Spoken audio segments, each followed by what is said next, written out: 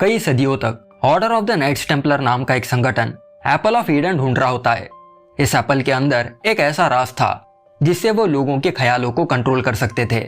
मगर brotherhood of Assassin's नाम का एक दूसरा संगठन इन टेम्पलर्स के खिलाफ था। आगे हमें स्पेन के ईयर 1492 के समय को दिखाया जाता है। यहाँ पर हम ब्रदरहुड ऑफ असैसिन्स को देखते हैं, जिन्हें पता चल चुका था कि वहाँ के सुल्तान के बेटे को पता है कि वो एप्पल कहाँ पर है और उन्हें किसी भी हाल में सुल्तान के बेटे को किडनैप होने से बचाना होगा, वरना सुल्तान का बेटा टेम्पलर्स को वो एप्पल दे देगा। तभी ब्रदरहुड ऑफ असैसिन्स वाले अपने ग्रुप में एक आदमी को ज्वाइन करते हैं जिसका नाम एगिलार होता है। ब्रदरहुड ऑफ असैसिन्स वाले एगिलार की एक उंगली काट देते हैं, क्योंकि जब कभी कोई शख्स उनके संगठन को ज्वाइन करता वो लोग उसकी उंगली काट देते। मतलब ये उनका रिवाज था। वो लोग आगे एगिलार को 2 ब्लेड्स देते हैं और उसे अपने ग्रुप में वेलकम करते हैं। अगले सीन में हम ईयर 1986 के बाहा कैलिफोर्निया नाम के जगह को देखते हैं, जहां कैल नाम का एक छोटा बच्चा एक बिल्डिंग के छत पर साइकिल चला रहा होता है। जब वो घर पर जाता है तो उसे वहां उसकी माँ की लाश मिलती है, जिसके हाथ में एक नेकलेस था। यहाँ पर हमें पता चलता है कि कैल के बाप ने ही उसके माँ को मार डाला। इसका कारण क्या है वो हमें आगे मूवी में पता चलेगा। तभी उनके घर की तरफ बहुत सारी गाड़ियां आने लगती है और ये देख कैल के पिता जोसेफ उसे वहां से भाग जाने को बोलते हैं। कैल बिल्डिंग के छत पर चढ़ता है और भागने लगता है। आगे हम 30 साल बाद कैल को देखते हैं, जो एक बड़ा आदमी बन चुका था। दरअसल कैल एक मर्डर की वजह से टेक्सास के जेल में अपनी सजा काट रहा था। कैल के बर्थडे के दिन उसे जेल से बाहर निकाला जाता है और उसे एग्जीक्यूट किया जाता है, मतलब मार दिया जाता है, क्योंकि उसने एक इंसान की जान ली थी। कैल को एक टेबल पर लिटा दिया जाता है और उसके बॉडी में लीथल इंजेक्शंस इंजेक्ट किए जाते हैं। जैसे इंजेक्शंस का असर शुरू होता है, कैल को अपने लाइफ की सारी मेमोरीज आंखों के सामने फ्लैश होती हुई दिखाई देती है। पर कुछ समय बाद कैल की आंखें खुलती है और उसे पता चलता है कि वो मरा नहीं है। तभी कैल देखता है कि उसके बेड के पास सोफिया नाम की एक औरत बैठी हुई है। यहाँ पर हमें पता चलता है कि सोफिया के पिता को भी वो एप्पल चाहिए ताकि वो सारी दुनिया में शांति ला सके। सोफिया बताती है कि कैल उसकी दुनिया में सच में मर चुका है, मगर यहाँ पर नहीं। उसने उसे यहाँ इसलिए लाया ताकि कैल उनकी मदद इस प्रोजेक्ट में करे, जो था टाइम ट्रेवल की मदद से उस एप्पल को ढूंढ निकालना। मतलब कैल अपने टाइमलाइन में मरते ही एक दूसरे टाइमलाइन में जाग गया। अब कैल बेड से उठता है और वहां से भागने की कोशिश करता है। भागते भागते वो एक ऐसे रूम में पहुंचता है जहां पर बहुत सारे पेड़ पौधे और उसके जैसे लोग थे, जो उनके टाइमलाइन से इस अजीब से बिल्डिंग में पहुंच गए थे। जब कैल बिल्डिंग के बॉर्डर तक पहुंच जाता है तो वो देखता है कि दूर दूर तक कुछ भी नहीं है। तभी वहां सोफिया आती है और उसे बताती है कि वो मैड्रिड के एब्स्टर्गो फाउंडेशन में है। इनकी ऑर्गेनाइजेशन उस एप्पल को ढूंढने की कोशिश कर रही है ताकि इसके सीक्रेट्स पता करके वो इंसानों में वायलेंस खत्म कर सके, जिससे सारी दुनिया में शांति बनी रहेगी और कोई भी आदमी कोई पाप नहीं करेगा। इससे पहले कि कैल कुछ बोलता, वहां के गार्ड्स आकर उसे बेहोश कर देते हैं और उसे एक बड़े से रूम में ले जाते हैं। कैल को होश आते ही उसे 2 ब्लेड्स दिए जाते हैं और कमर पर एक बेल्ट बांध दिया जाता है। फिर वो लोग कैल को एक बड़े से मशीन से कनेक्ट करते हैं जिसका नाम एनिमस था। अब कैल दर्द के कारण चिल्लाने लगता है और सोफिया बताती है कि इस मशीन के जरिए वो अपने पूर्वजों के मेमोरीज को फिर से जी पाएगा। आगे एनिमस मशीन कैल को ऊपर की तरफ ले जाती है और इस मशीन का कंप्यूटर कैल के डीएनए को स्कैन करता है। तभी वो मशीन कैल को पास्ट में भेज देती है, वो भी स्पेन में, जहां टेम्पलर्स और ब्रदरहुड के लोगों में एप्पल को लेकर जंग चल रही थी। अब कैल ये सब अपने पूर्वजों के पॉइंट ऑफ व्यू से देख रहा होता है। दूसरी तरफ टेम्पलर्स ने सुल्तान के बेटे अहमद को किडनैप कर लिया था और अब ब्रदरहुड ऑफ असैसिन्स का काम यह था कि वो अहमद को बचाए, वरना वो एप्पल टेम्पलर्स के हाथों लग जाएगा। अब टेम्पलर्स अहमद को एक पिंजरे में डालते हैं और उस आदमी को मारने लगते हैं जिसने अहमद को उनकी नजरों से छुपाया। तभी एगिलार वहां पर आता है और टेम्पलर्स के कमांडर को मारने की कोशिश करता है। वही कैल जो पास्ट में था वो अब देखता है कि उसने पास्ट में भी कई लोगों की जानें ली है और वो एक क्रिमिनल है। अब कैल फिर से वापस पास्ट में जाकर देखता है कि कैसे टेम्पलर्स और ब्रदरहुड वाले आपस में लड़ रहे हैं। पहले तो ब्रदरहुड वाले टेम्पलर्स पर भारी पड़ते हैं, मगर कुछ ही समय में बाजी पलट जाती है और टेम्पलर्स ब्रदरहुड वालों पर भारी पड़ जाते हैं।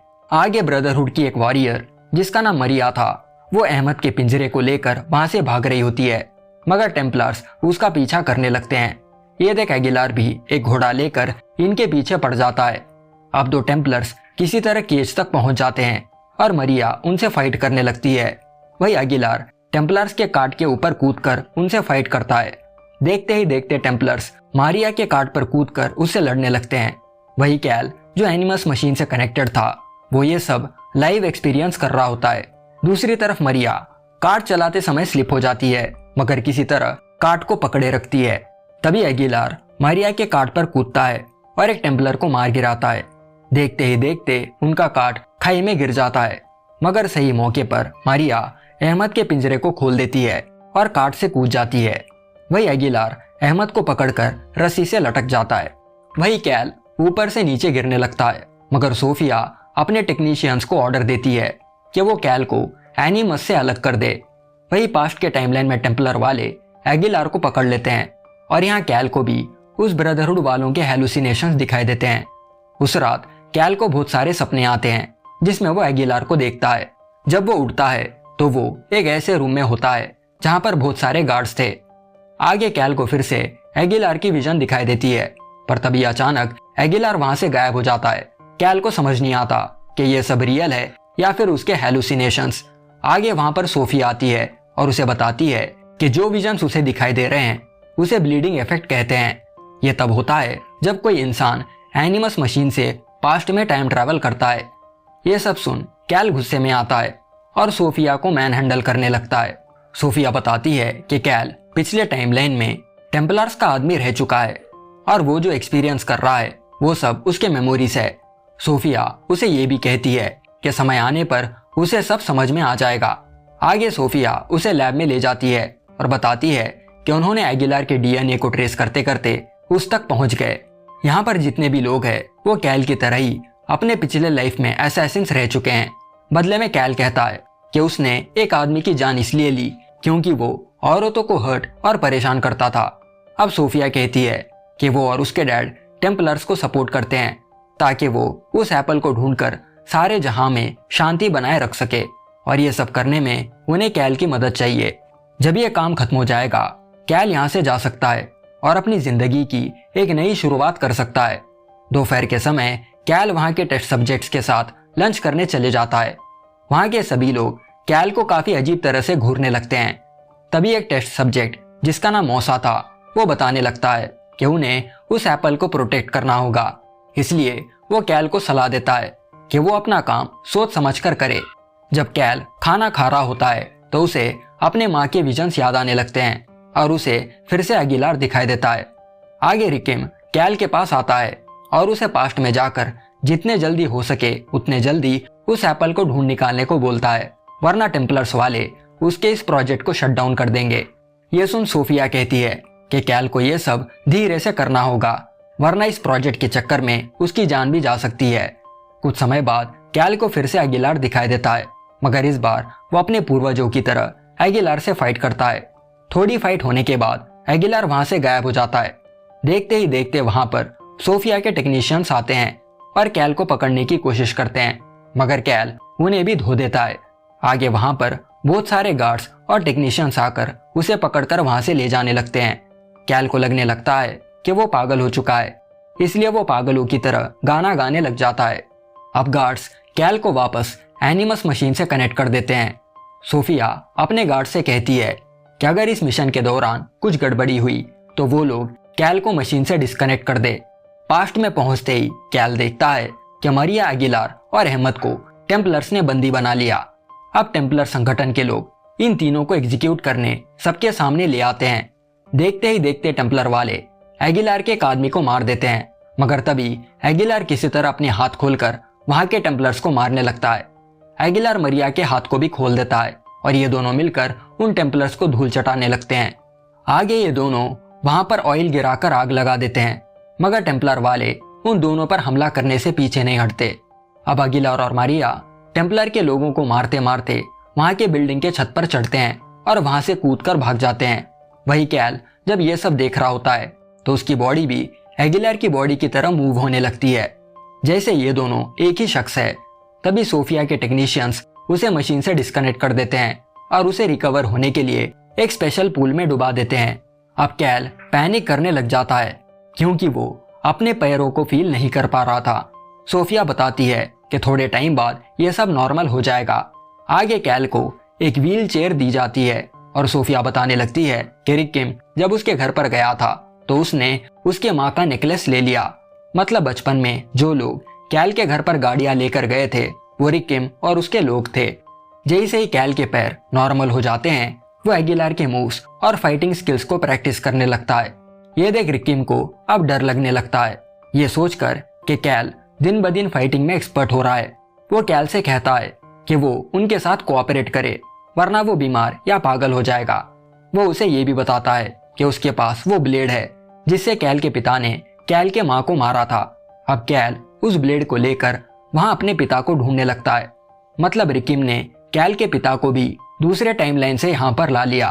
कैल अपने पिता से पूछता है कि उसने उसके माँ को क्यों मारा, जिस पर उसके पिता जोसेफ बताने लगते हैं कि उसे पता चला था कि रिकिम के लोग उसे, उसकी वाइफ को और कैल को एनिमस मशीन से कनेक्ट करने वाले हैं ताकि ये तीनों मिलकर उस एप्पल को ढूंढ सके। इसलिए जोसेफ ने कैल के मॉम को और उसे मारने का सोचा।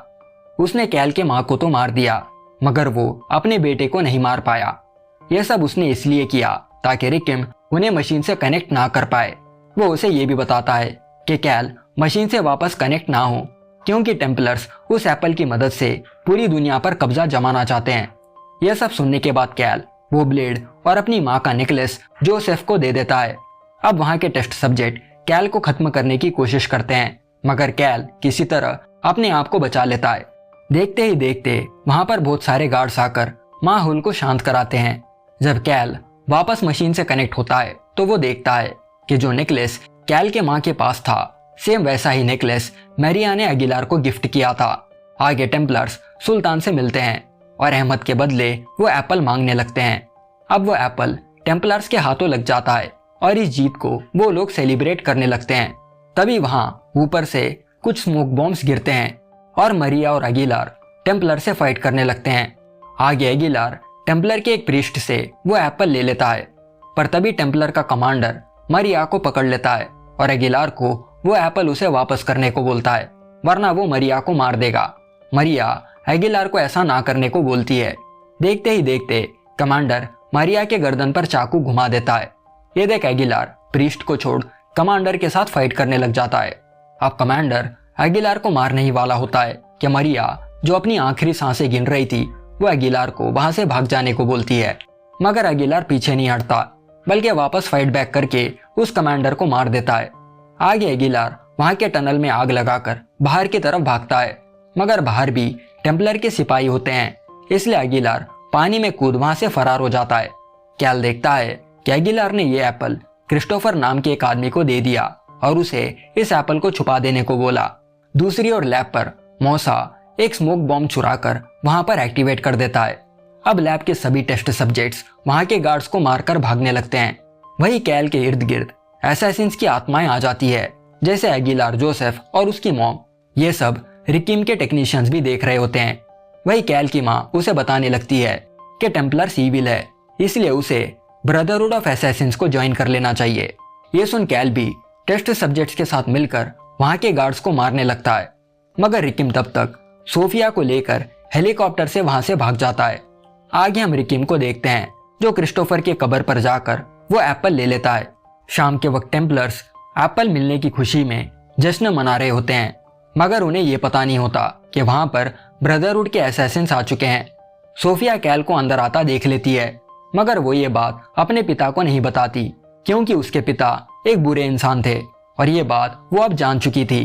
देखते ही देखते कैल रिकिम के पीछे आ जाता है और उसे खत्म कर देता है। वहां से जाने से पहले कैल रिकिम के हाथ में असली वाला एप्पल रखकर उस जादुई एप्पल को ले लेता है और वहां से फरार हो जाता है।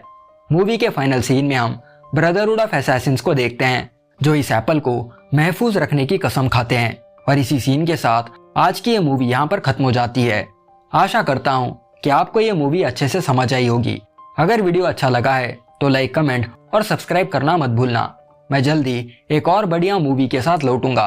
तब तक के लिए bye, take care and thanks for watching.